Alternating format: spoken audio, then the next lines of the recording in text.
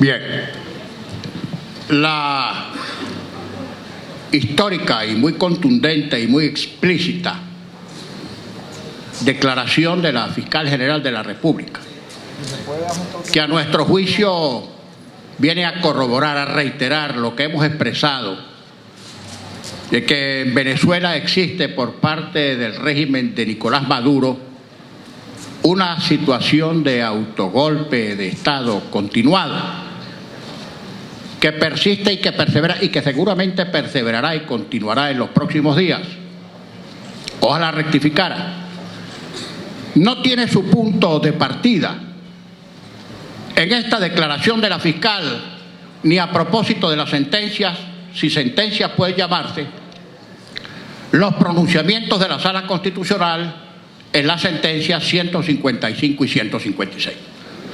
El golpe de Estado continuado, el asesinato de la Asamblea Nacional como expresión de la voluntad popular, comenzó a perpetrarla este régimen, y utilizo a conciencia la palabra perpetración, es decir, comisión de un delito, desde el momento mismo cuando el régimen conoció el resultado de la expresión de la voluntad popular contundentemente plasmado en las elecciones de diciembre del año 2015.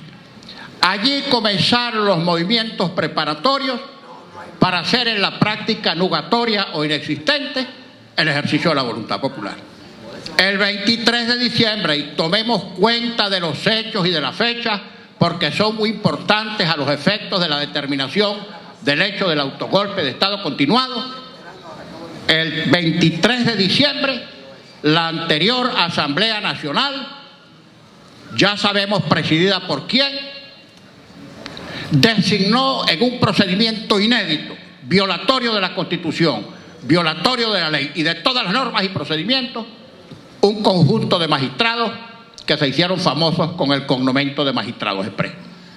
Posteriormente, no contentos con este acto de perpetración, el 30 de diciembre del mismo año, insisto, antes de que tomáramos nosotros posesión de nuestra condición de diputados, que fue el 5 de enero de 2016, el 30 de diciembre de 2015, la Sala Constitucional declaró nula y sin efectos el acto de elección y proclamación de los diputados del Estado Amazonas, circunstancia que todavía se prolonga en el tiempo un año después, para suprimir o para quitarnos las 2/3 partes que nos daba mayoría calificada en esta Asamblea Nacional.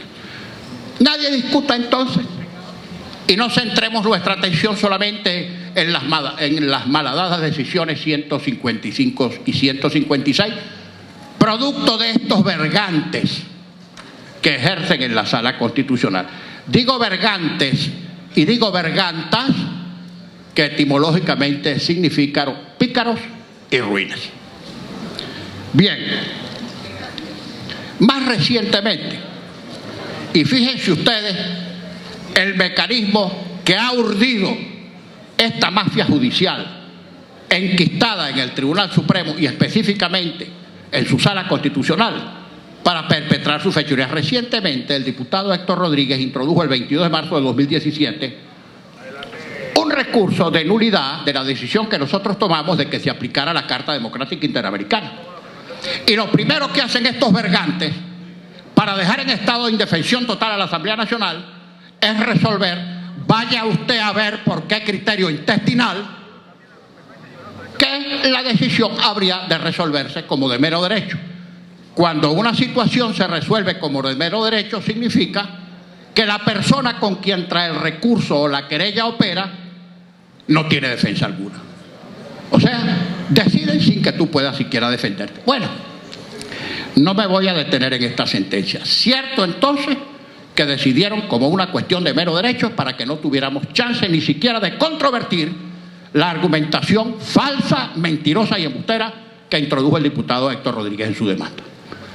Pero no nos olvidemos que antes de eso, antes de esta decisión de las vergantas y de los vergantes, había habido otra sentencia anterior mediante la cual, imagínense ustedes esto, la Asamblea Nacional, en caso de ser querellada o emplazado en algún procedimiento, no podía nombrar sus propios abogados, sino que nuestros abogados los designa nada más y nada menos que la Procuraduría General de la República, que es el abogado Nicolás Maduro.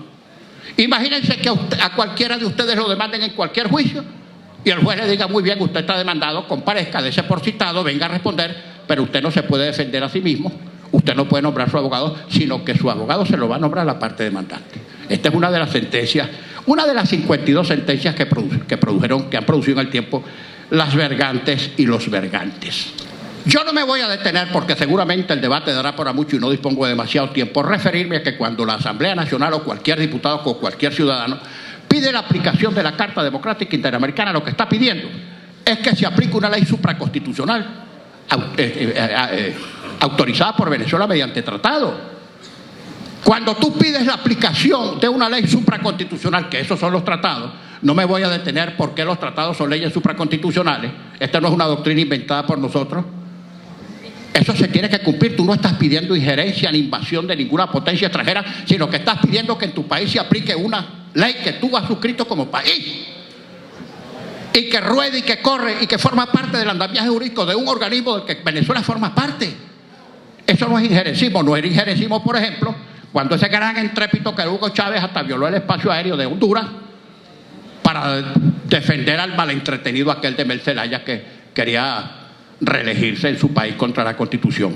Tampoco hubo injerencismo cuando el gobierno venezolano invocó la aplicación de la Carta y la intervención de la OEA en el caso del cura Lugo, destituido por el Congreso de Paraguay. Bien, después que se produce la declaración de la fiscal, ese sabio que ejerce en Miraflores, quien debe tener el cerebro achicharrado, seco como una pasa de tanto pensar, se le ocurre citar el CODENA. Eso es igualito que si hubiera convocado a la Sociedad de Amigos de la Música o a la Sociedad de Amas de San Vicente de Paúl o cualquier organismo que no tenga que ver con esto, porque el CODENA no tiene nada que ver como organismo, es un mero organismo consultivo. El CODENA no tiene facultad para dirimir ningún conflicto o diferencia entre poderes. Y que sepa Nicolás Maduro que lo que se produjo no fue una disputa de enamorados que pudiera resolverse coloquialmente en una conversación íntima entre los amigos o afectos que se pelearon. El CODENA no tiene ninguna facultad. Nicolás, lee la Constitución y si no la entiendes, como sabemos que no le entiendes, que alguien te la explique para que no sigas metiendo la pata.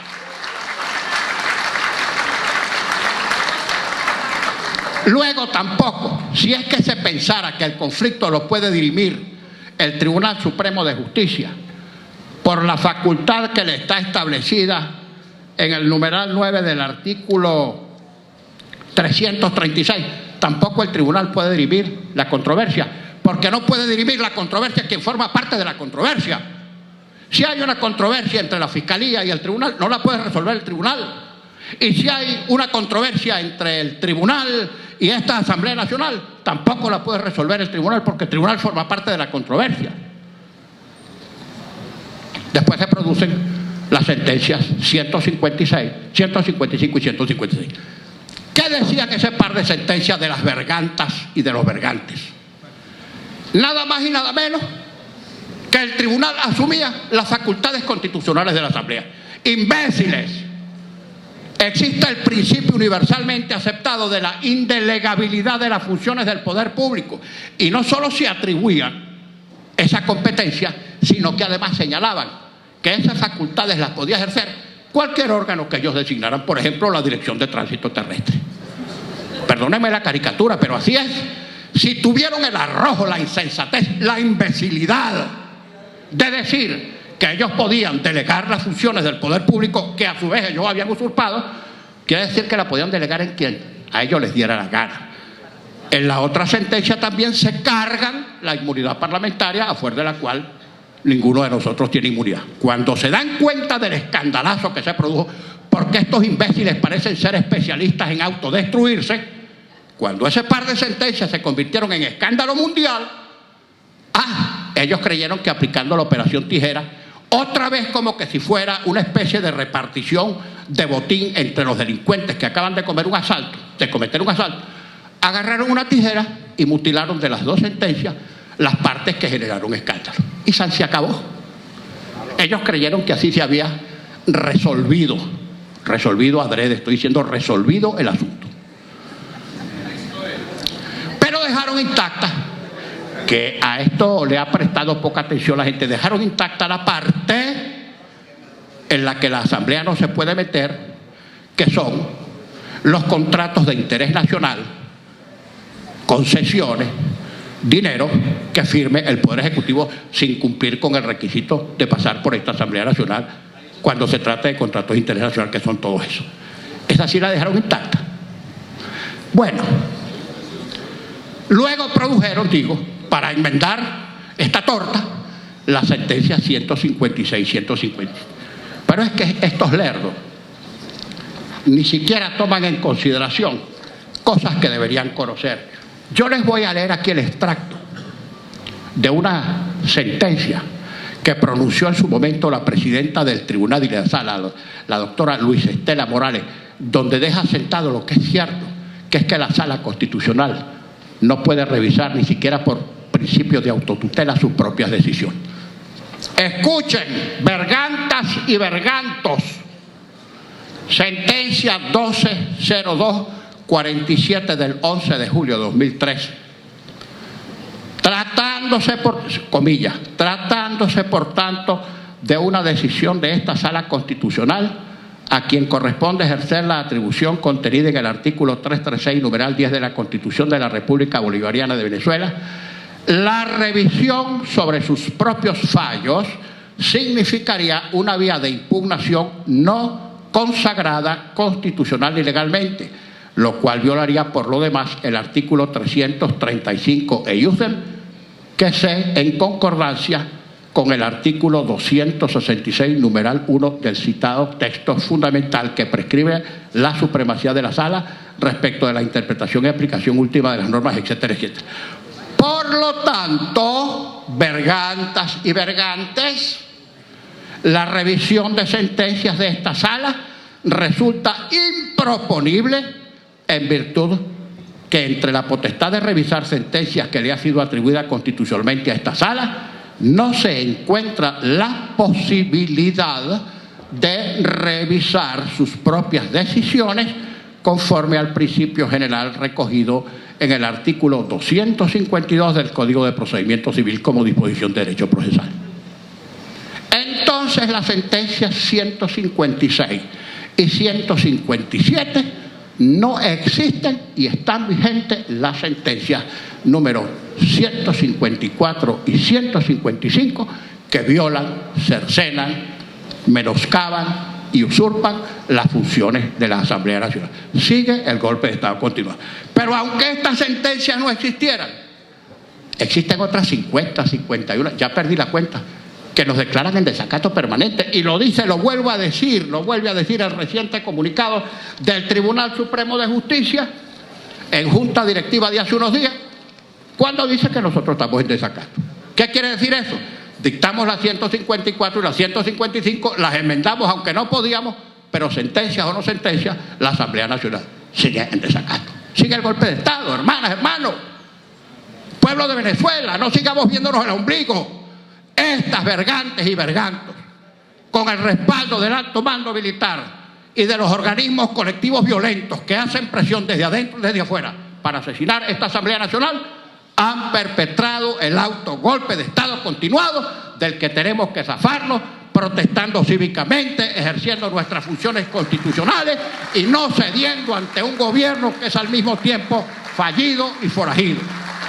Finalmente, presidente, no me voy a extender más porque otros oradores seguramente darán algunas precisiones sobre esta espinosa materia. Simplemente quiero decir, porque a conciencia señalé, que este gobierno se fundamenta en las decisiones inconstitucionales del TSJ y en el apuntalamiento que hace de sus fechorías el alto mando militar. Aquí tengo unas declaraciones del ciudadano ministro de la Defensa, con quien no voy a entrar en disputa. Si él quiere venir a discutir con nosotros, que venga, con todo y el pecho recamado de avalorios, a discutir con nosotros aquí.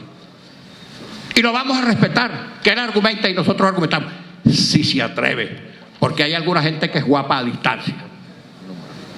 Bien, ¿qué dijo el ministro Padrino en unas declaraciones que saqué de la página web del Nacional?